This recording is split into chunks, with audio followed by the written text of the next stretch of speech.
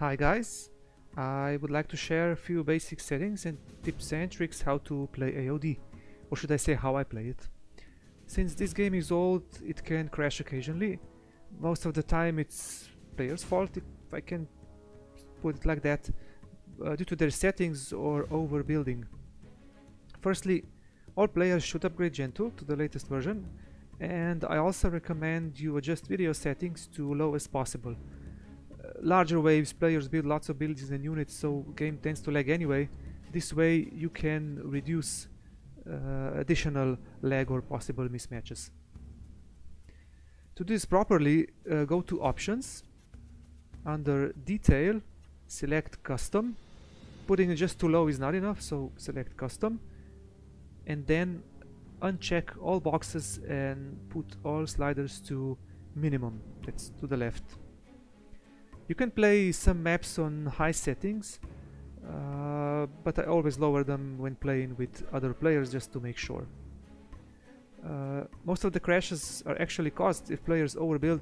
I know sometimes you get carried away and do too many buildings and units, but you should know when to stop producing. If units are not doing anything, use them, otherwise you don't need them. No point of playing SimCity. It's not fair to other players if it crashes mid-game. You all know how to start a base, you know build order, so I won't talk about that. What I would like to point out are some other things I noticed. Usually everyone can play a solid spam game that is pumping out endless of units and defenses, but when it comes to harder maps where space is limited and also resources limited, then I hear players going, "Oh, this map is too hard, I have no money, I know it's for 4 player but we need 6. But that's not true. Actually, you just need to stick with basics and you make sure you play it smart and play it as a team. That means sharing that limited space and resources. Don't be greedy. Starting with dozers. Normally, when playing with Laser General or GLA, 10 dozers or workers should be enough.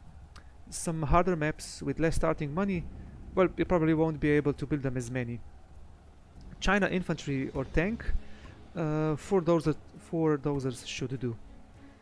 Like I said, it can vary and depends on what type of map you play. Collecting with 10 Chinooks or 10 supply trucks or 20 GLA workers, well, that's no good and it's a waste of money.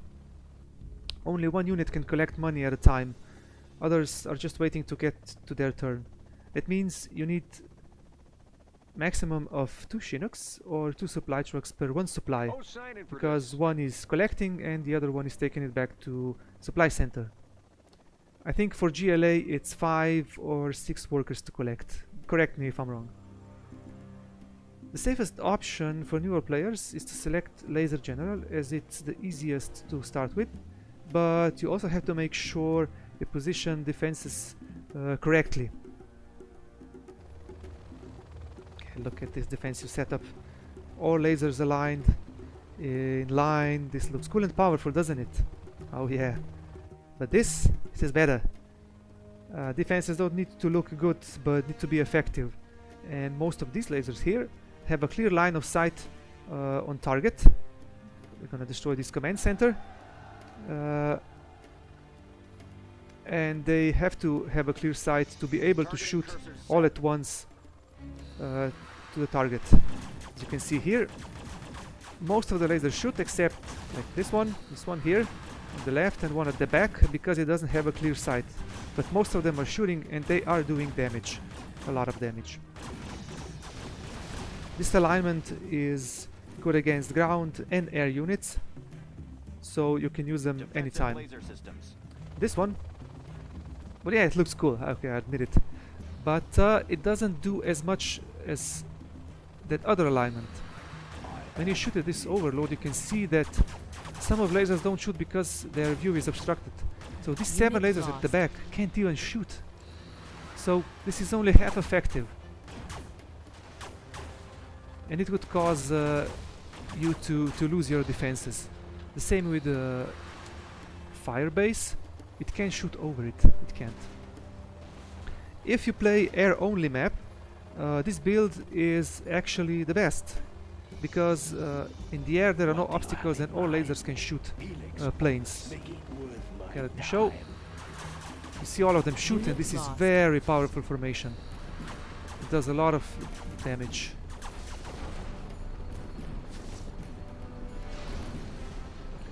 Don't spread lasers too much. Larger map, usually players like to spread them too far apart, but this won't do any damage. Most likely you're gonna lose all of these lasers because units shoot back and they will just eat them one by one. So still the best way is to put a good amount of lasers together, but not too close.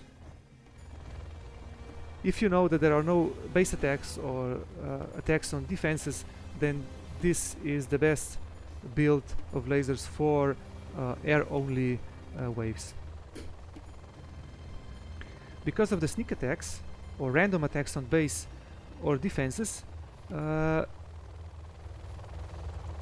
this build is not recommended.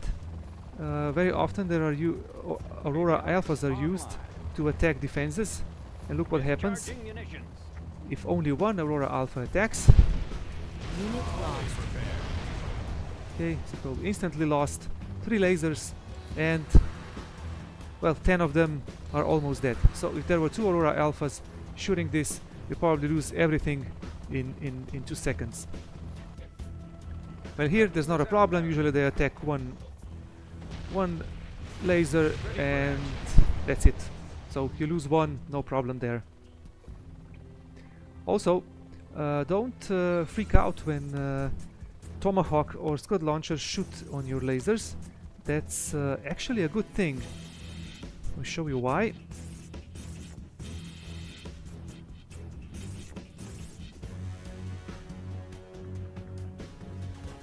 Sorry, this takes a while. Okay, here, as you can see, Tomahawk launchers are shooting missiles and lasers are trying to intercept. And while trying to intercept them, their range gets crazy. Look at how far they can shoot. No unit can even come closer than that.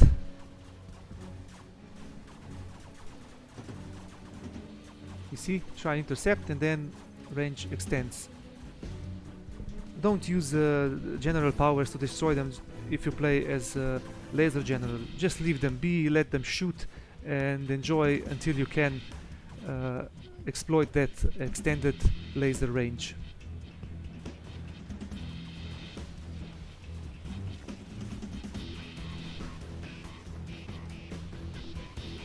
Okay, build order with China or GLA. This also isn't good because bunkers and Gatling cannons can shoot over other bunkers. I see some players play in AOD and put a lot of tunnels and stingers and nothing else. That won't work. You have to use a combination of units with angry mobs and quads and other stuff, also stinger sites, also networks, and palace is very strong, so you have to combine all of this. Don't like to use super weapon general or air force general because they just can't help. They can't help as much as they could. Actually, EMP turrets cause a lot of lag. Look at how long it took to shoot them down. Okay, now where are we going next? So I would avoid them, especially because you can't kill many airwaves with EMP turrets. They shoot too slow. Air Force doesn't have. Actually, they have Avengers, but they are very expensive. And it's also very important to think what defenses you really need to select to pick a good army and what is the best value for money. That's especially important when playing with China tank or infantry. I noticed that people use Gatling cannons as their primary defense option. I would not recommend it. It's not that powerful and it's also very expensive. So one reactor that supports 3 Gatling cannons. This costs the same as 6 Gatling tanks, and they are more powerful than just 3 of those. Let me show you. One Gatling cannon to shoot helix. What do you have in mind?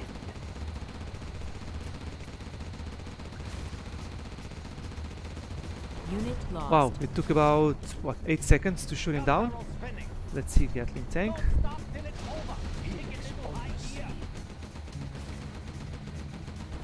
Yeah, 6 seconds.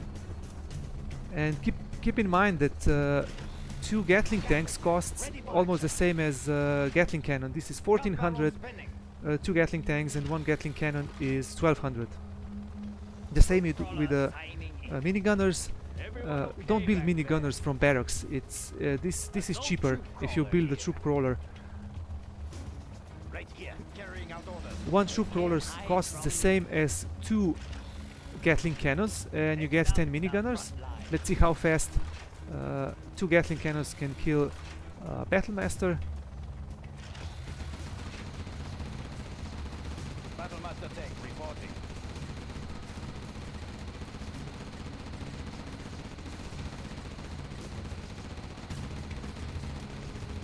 Unit lost. About 12 seconds, I guess. Let's see how long, how fast the minigunners can destroy this Battlemaster. See? Bullets for everyone! Where is the battle?